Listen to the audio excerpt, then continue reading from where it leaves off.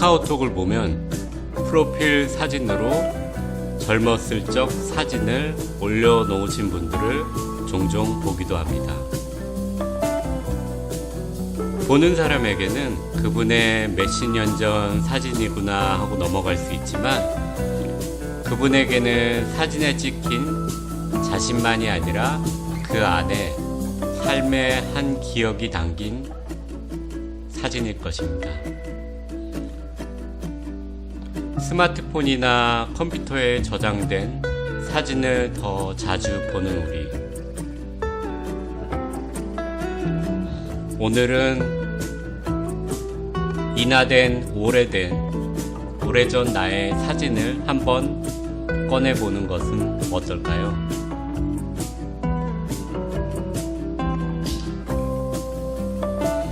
안녕하세요. 갈보리 믿음교회 2020년 가을 커넥트 라이프입니다.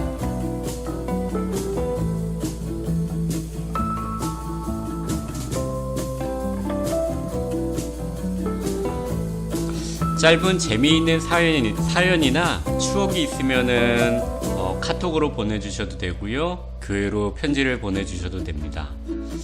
함께 나누면 참 좋을 것 같습니다. 그리고 카카오톡 전화 연결도 가능합니다. 라디오 방송을 통해 전화 연결하는 거 참 오랜만일 것 같은데요, 전화 연결 시간도 있으니 미리 신청해 주시면 감사드리겠습니다.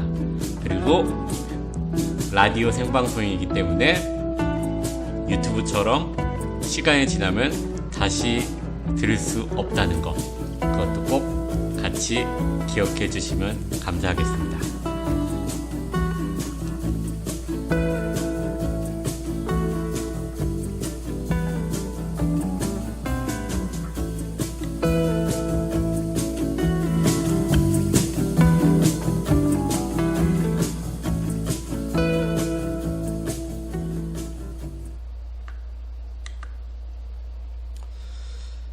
찰스 스펄전 목사님이요, 아마 많이 들어보셨을 텐데요, 19세기 후반에 영국에서 가장 유명한 설교자였는데요, 그분이 이런 예화를 들었다고 합니다.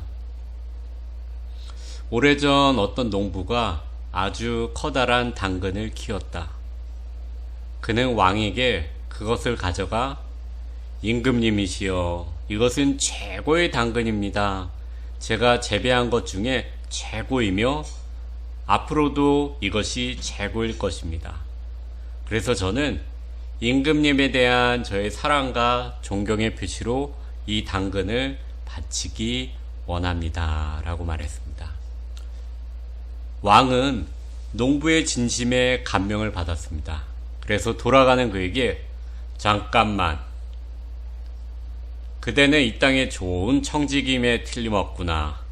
나는 그대의 땅 옆에 한 구역의 땅을 가지고 있네. 그대에게 그 땅을 값없이 선물로 주고 싶네. 그 땅에서 농사를 짓도록 하라. 농부는 왕의 제안에 당황했지만 기쁜 마음으로 집으로 돌아갔습니다. 그리고 왕의 궁정에 있는 한 귀족이 이 소식을 듣게 되었습니다. 그는, 맞다, 당근 하나로 얻은 것이 땅이라면 더 나은 것을 얻는 것은 무엇일까? 다음날 귀족은 왕 앞에 잘생긴 검정색 말을 가져가 엎드려 절하고 말했습니다. 임금님이시여, 저는 말을 기릅니다. 그런데 이것은 제가 본 것 중에 최고의 말이며 앞으로도 그럴 것입니다.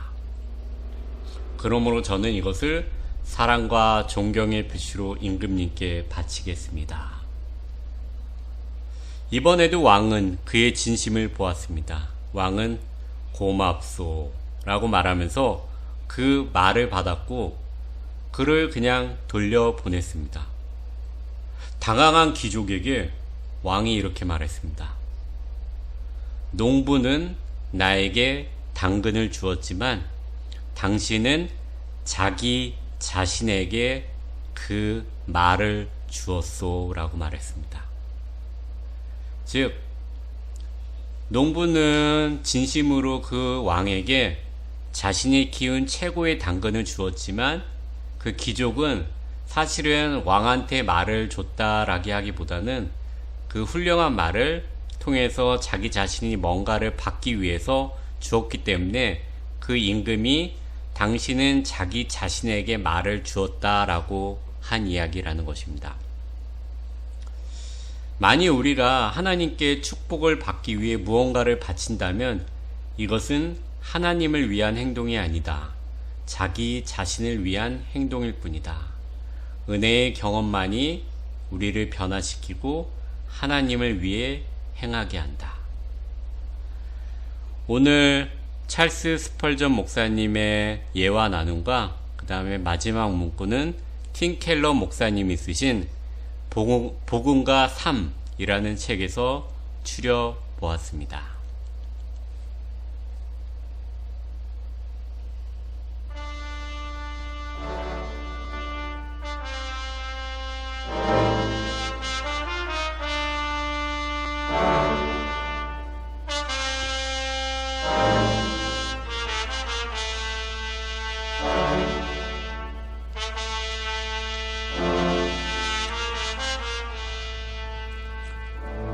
조선에 온 두 번째 개신교 선교사.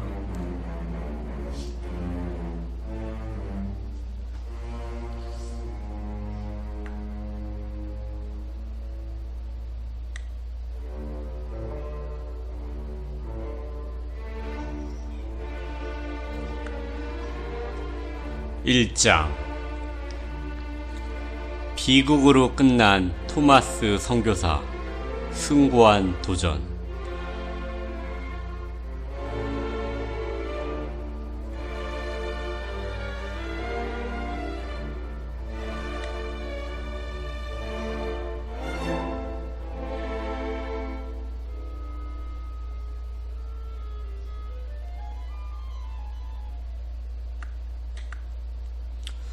귀즐라프에 이어 한국을 방문한 두 번째 개신교 선교사는 회중교회의 목사 토마스였습니다. 웨일스의 회중교회 목사 아들로 출생한 토마스는 9살 때 아버지의 목회지를 따라 하노버로 이사를 합니다. 그는 1859년 런던 대학교 뉴칼리지에 입학하게 되는데 언어 능력이 아주 탁월했습니다. 그는 이미 라틴어, 그리스어, 고전어, 프랑스어 등의 유럽 언어를 이해하고 있었고 1863년 이 학교를 졸업한 그는 그의 5월 29일 그녀의 사랑 캐롤라인 가프리와 결혼하였고 그의 6월 4일 하너버 교회에서 목사 안수를 받게 됩니다. 그리고 7월 21일에는 런던 선교회 파송으로 중국으로 향하게 됩니다. 이때 그의 나이는 23살이었습니다.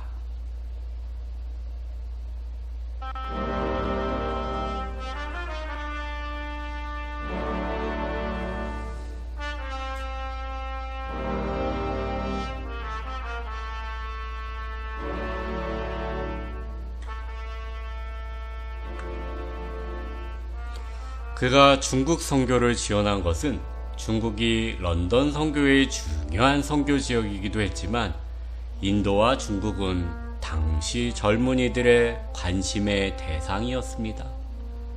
아마도 런던 선교회의 첫 중국 파송 선교자인 로버트 모리슨의 영향이 컸던 것으로 보입니다.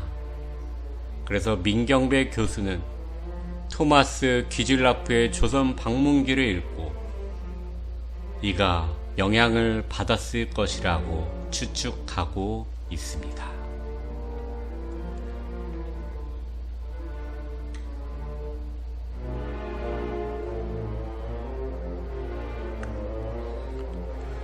토마스의 제1차 조선 방문.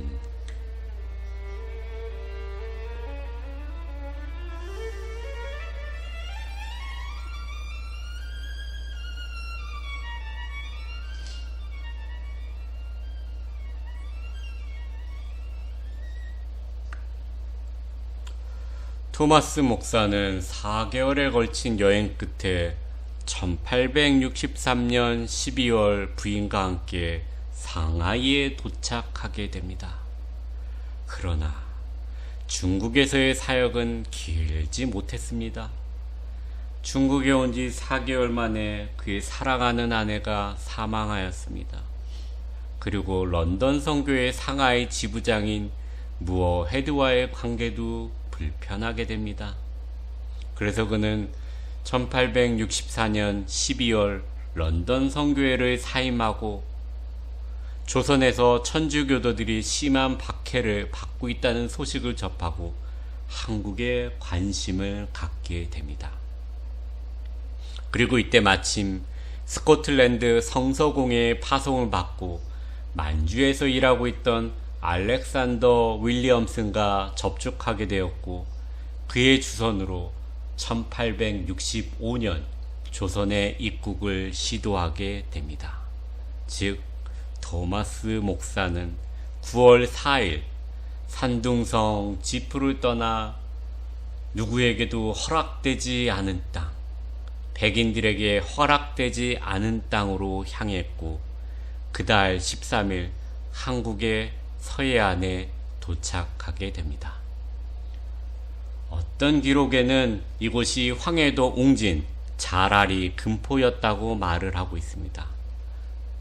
한글을 공부하며 한문, 쪽복음서를 나누어주며 은밀하게 전도한 것으로 역사는 기록하고 있습니다.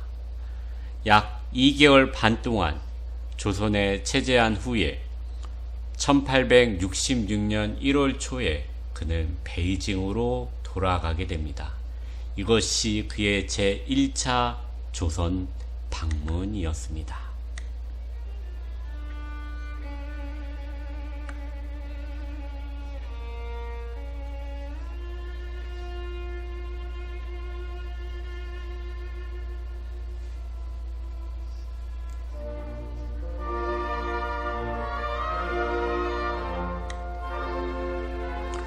토마스 목사의 제2차 조선 방문.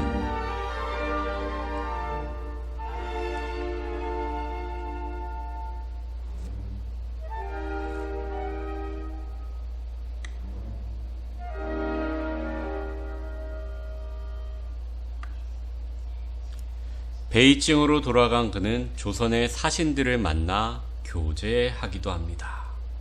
이들을 통해 한글을 배우고 조선의 천주교의 상황에 대한 정보도 듣게 됩니다. 비록 상당한 위험이 상존했으나 그는 조선에서의 선교 활동에 깊은 관심을 가지게 됩니다. 그러던 중 조선으로 가는 미국 상선, 그 유명한 제너럴 셔먼호에 승선하게 되고 조선으로 향하게 됩니다. 그리고 이 범선은 중국 탱진에서 화물을 내려놓은 후 조선이 필요로 할 면지구류, 유리, 양은그릇, 천리경, 바늘 등을 싣고 통상이 가능한가 그 유물을 탐지하기 위하여 파견된 무장된 상선이었습니다. 그리고 이 배는 1866년 7월 29일 텐진을 떠나 8월 9일 지프를 거쳐 조선으로 향하게 됩니다. 이때 토마스는 통역관 및 항해 안내자의 자격으로 승선하게 됩니다. 동시에 그는 스코틀랜드 성서공회에 파견원 자격이기도 했습니다. 그 유명한 제너럴 셔먼호, 우리 역사 교과서에서 봤던 그 제너럴 셔먼호의 승선원은 미국인 3명, 토마스를 포함한 영국인 2명, 그리고 중국인과 말레이시아인으로 구성된 19명, 총 24명이었습니다. 배는 항해를 계속하여 백령도를 거쳐 평양을 항해해서 8월 20일에 대동강 하류에 있는 강서군 초리면 포리에 닷을 내리게 됩니다. 그리고 여기서 하루를 지낸 후 대동강을 거슬러 올라가면서 백령도에서의 경우와 마찬가지로 한문성경과 전도문서를 나눠준 것으로 알려져 있습니다. 이것이 바로 토마스 목사의 제2차 조선 방문이었습니다.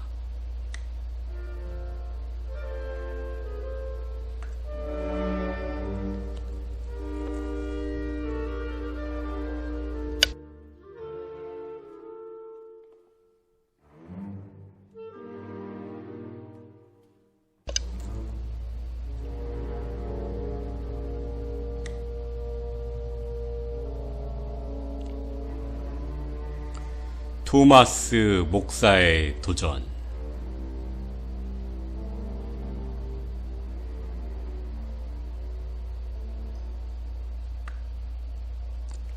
제너럴 혐오노는 교역을 요구하게 됩니다.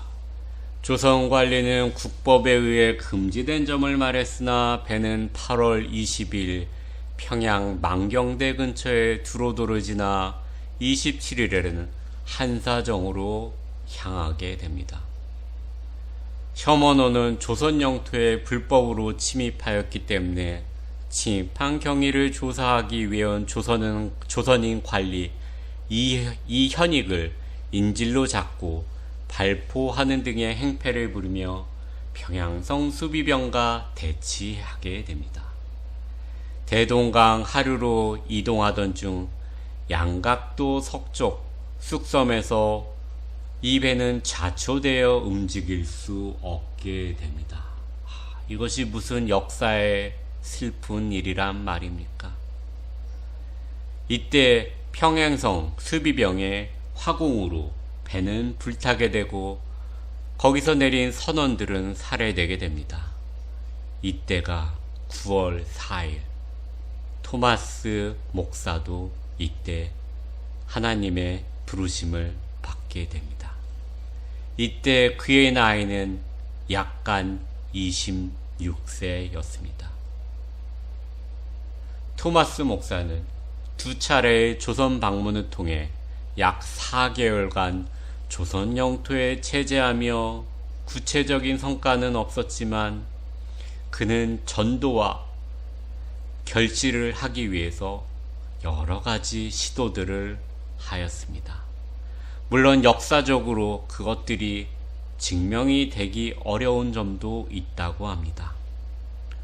토마스 목사가 조선으로 왔던 때는 천주교 근교령이 내려지고 12명의 프랑스 신부 중 9명이 체포되어 처형당하는 등 천주교 박해가 상당히 심했던 때였습니다. 이런 박해 상황을 알고 있었음에도 불구하고 무장한 상선을 타고 입국한 것은 무모한 도전이었다라고 얘기하는 사람들도 있습니다. 어떤 사람들은 또 이렇게 말하기도 합니다. 토마스 목사가 무장한 상선을 타고 입국하였고 한국에서 국제적인 선교 사역이 없었다는 점에서 순교자로 볼 수 없다고 주장하기도 합니다. 그러나 비록 무모한 도전이기는 했으나 그 자신은 선교사이기를 원했던 토마스 목사. 윌리엄슨으로부터 지원받은 많은 양의 책을 전파하고자 원했던 목사. 비록 뚜렷한 결실은 없었으나 은둔의 나라 한국에 열정을 가진 선교사였음은 분명합니다. 그래서 그는 한국 선교사에서 한국에서의 첫 개신교 목사 순교자로 불리게 됩니다. 뒷날에 제너럴 셔머노는 미국 국적의 배였기 때문에 미 해군은 이 배의 행방을 추적하게 되고 뒷날 신미 양요의 직접적인 원인이 되고 맙니다.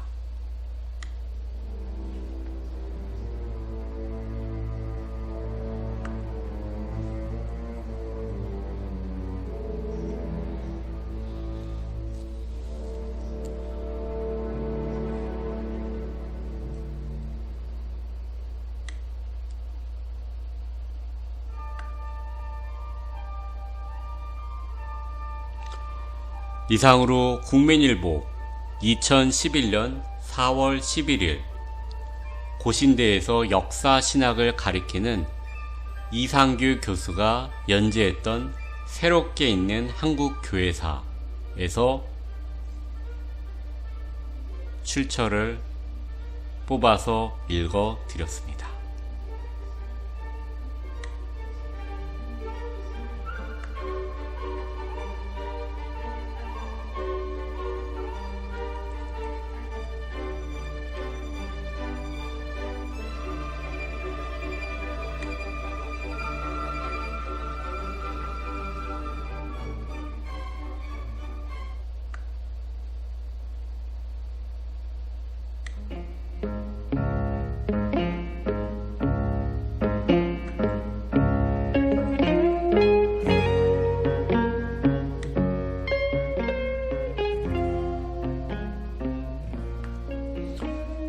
시간이 참 빨리 가는 것 같습니다. 벌써 오늘도 마칠 시간이 되었습니다. 혹시 아무 이유 없이 그냥 전화 한 통을 누군가에게 해보신 적이 있으신지요? 그냥 생각나서 전화해봤어. 아픈 데는 없어? 하루는 잘 마쳤어? 친구나 가족에게 어떤 목적이 없어도 그냥 전화해보는 건 어떨까요? 고단한 한 주간을 마쳐가는 금요일 저녁이잖아요.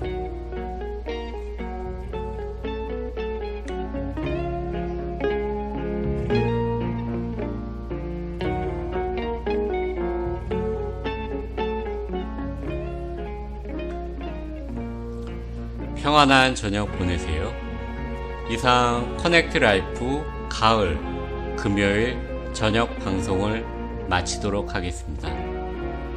진행의 김정훈이었습니다. 청취해 주셔서 감사합니다.